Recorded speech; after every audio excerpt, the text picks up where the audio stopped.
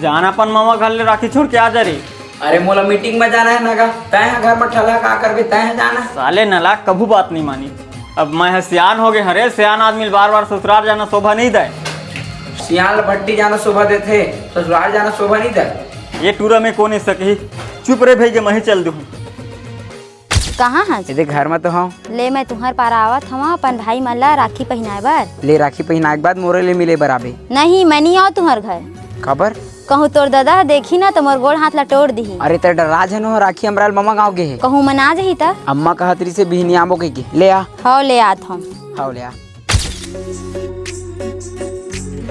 ऐसने हर साल अपन भाई मला राखी पहनाए बराया कर और मोर से मिल के जाया कर। बनेत कहा था ले मैं जात हूँ, मोला देरी होवा थे। फिर का बाबे आहू ना तीजा बरोबर बुआ मन संग पारा बैठेला ताहू।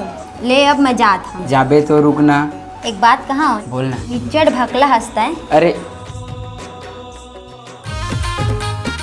अरे तई यहाँ का करत हस नोनी? ए दे राखी पहनाला तो आ रहे हो काका। तो पहिरा रहे नहीं पहिरा हूँ, घर में भुला गए हूँ, ले लाए बर जात। फिर पे कहाँ पर राखी बर जाबे? ये दे मैं धरे हैं, ये दे राखी एला पहिरा चल। मैं हाँ घर में धरे हाँ ते राखी है बने डिजाइन वाले हो हिला पहिरा हूँ। ए मां काट डिजाइन राखी भई राखी एले जा पहिरा।